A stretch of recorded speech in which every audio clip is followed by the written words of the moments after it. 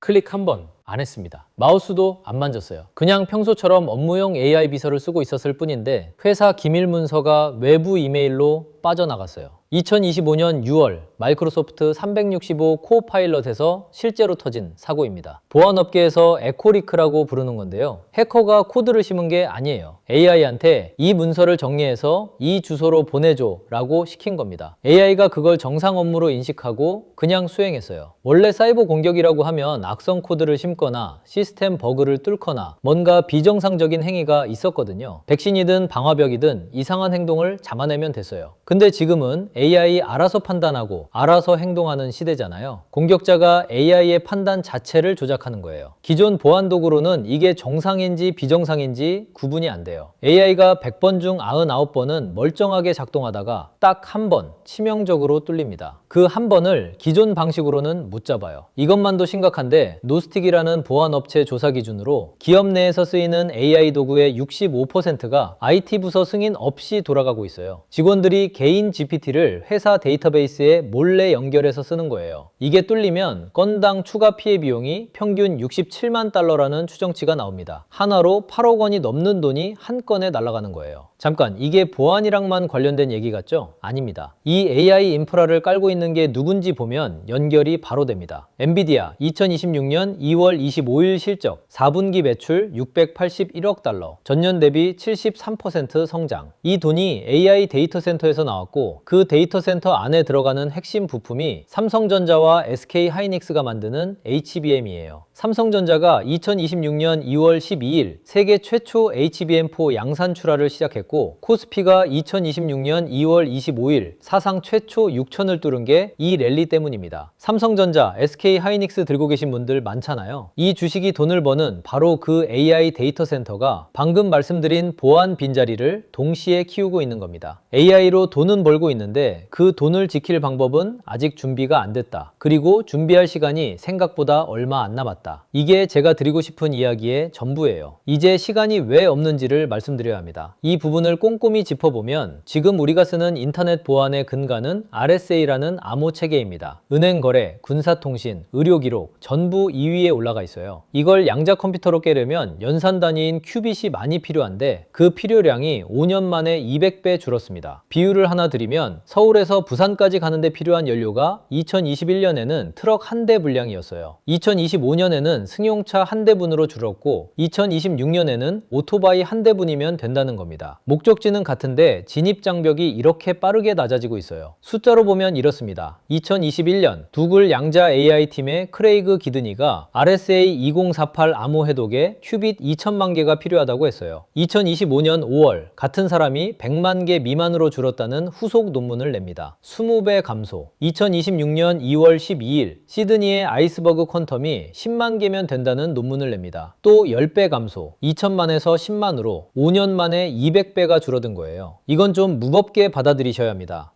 하드웨어 쪽은 양자 컴퓨터 업체 아이온큐가 2028년까지 물리 큐빗 2만 개 달성을 목표로 잡고 있어요. 10만 개 문턱과 2만 개 사이에 간극이 있긴 한데 이 간극이 매년 좁혀지는 속도가 문제입니다. 보안업계에서 Qday라고 부르는 날의 최저기 추정치가 2028년이에요. 이게 아이러니한 겁니다. 암호가 아직 안 깨졌는데 피해는 이미 시작됐어요. Harvest Now, Decrypt Later라는 전략인데 지금 당장은 못 풀지만 암호화된 데이터를 대량으로 수집해 놓는 거예요. 나중에 양자 컴퓨터가 준비되면 소급해서 풀겠다는 겁니다. APT41, 펜시베어 같은 국가급 해킹 그룹들이 금융기관, 군사 네트워크 트래픽을 조직적으로 모으고 있다는 정황이 확인되고 있어요. 2035년 이후까지 기밀이 유지되어야 하는 데이터는 지금 이 순간에도 위험한 겁니다. 미국 정부가 움직였습니다. CISA가 2026년 1월 23일에 양자 내성 암호 PQC를 지원해야 하는 제품 목록을 공식 발표했어요. 국가안보 시스템은 2027년 1월 1일부터 신규 조달 PQC 의무화, 민간은 2035년까지 전면 전환 목표입니다. 여기서 이야기가 묘하게 꼬이기 시작하죠. 2000년 문제, Y2K 기억하시는 분 계실 거예요. 밀레니엄 버그 때문에 전 세계가 IT 인프라를 강제 교체했는데 2000년 1월 1일이 지나니까 위협이 사라졌잖아요. 지출이 급감했고 닷컴 버블 붕괴의 한 원인이 됐습니다. Y2K는 끝이 있었어요. 근데 Qday는요? 양자 컴퓨터가 발전하는 한 끝이 없습니다. 암호 표준을 한 번 바꾸고 끝이 아니라 양자 기술이 진화할 때마다 계속 업그레이드 해야 해요. 한 번 쓰고 끝나는 지출이 아니라 반복적으로 돈이 들어가는 구조라는 겁니다. 근데 이게 다가 아닙니다. 빈자리를 메우려는 움직임이 시작됐는데 규모가 예사롭지 않아요. 에어로바이런먼트라는 미국 방산 기업이 있습니다. 드론이랑 배회용 탄약 만드는 회사인데 2025년 5월 1일에 사이버 우주 지향성 에너지 전문 업체 블루할로를 41억 달러에 인수했어요. 2025년 12월 9일 발표된 2분기 실적이 매출 4억 7,250만 달러, 전년 대비 151%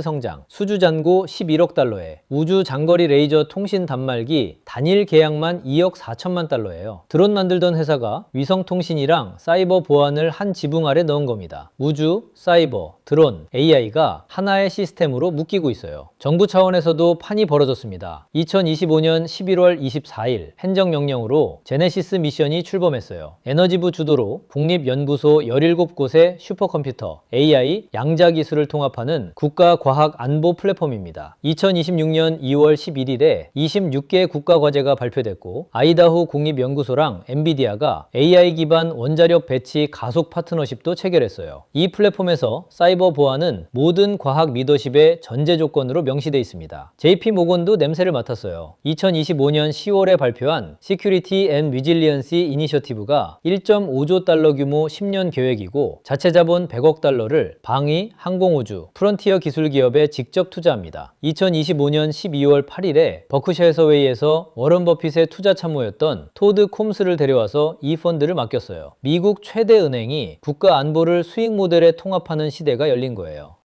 근데 냉정하게 보면 이 움직임들이 빈자리를 메우고 있느냐? 사이버 범죄 피해 연간 10조 8천억 달러, 보안 지출 2,400억 달러, 23대 1이에요. 국가와 대형 자본이 움직여도 빈자리가 벌어지는 속도를 아직 따라잡지 못하고 있습니다. 이 숫자 기억해 두세요. 마지막에 다시 나옵니다. 여기서부터 이제 얘기가 달라지는데 이렇게 산업이 커지고 있는데 사이버 보안 주식은 왜 빠지고 있느냐? 많은 분들이 궁금해하실 부분입니다. 2026년 2월 21일 엔트로픽이 클로드 코드 시큐리티를 내놨어요. AI 모델 클로드를 만드는 회사가 코드 안에 숨겨진 보안 취약점을 AI로 자동 탐지하는 도구를 출시한 겁니다. 발표 당일 500건 이상 취약점을 찾아냈다고 했는데 시장 반응이 어땠냐? 사이버 보안 주식이 종목에 따라 5%에서 최대 11%까지 급락했어요. AI 회사가 보안 도구 하나 내놨다고 보안 섹터 전체가 흔들린 겁니다. 야, 이게 말이 돼요? 시장이 뭘 무서워한 거냐면 AI 네이티브 도구가 기존 보안 회사의 밥그릇을 빼앗을 수 있다는 공포예요. 코드 스캐닝이나 엔드포인트 탐지 같은 기능이 AI 플랫폼의 공짜 부가 기능이 돼버리면 그걸로 돈 받던 보안 회사들의 가격 결정력이 무너질 수 있다는 거죠. 개별 종목을 보면 더 적나라합니다. 네스코프가 2025년 9월 IPO 가격 19달러에서 2026년 2월 말 11달러 53센트, 고점 대비 59% 하락. G스케일러가 2025년 말 280달러에서 149달러로 밀렸어요. AI랄이 21% 성장하고 AI 보안 AI랄이 80% 뛰었는데도요. 센티넬1은 1년 전 대비 45% 하락. ETF CIBR도 연초 대비 10.61% 올랐지만 1년 수익률은 4.37%에 불과합니다. 이걸 뜯어보면 구조가 세 층입니다.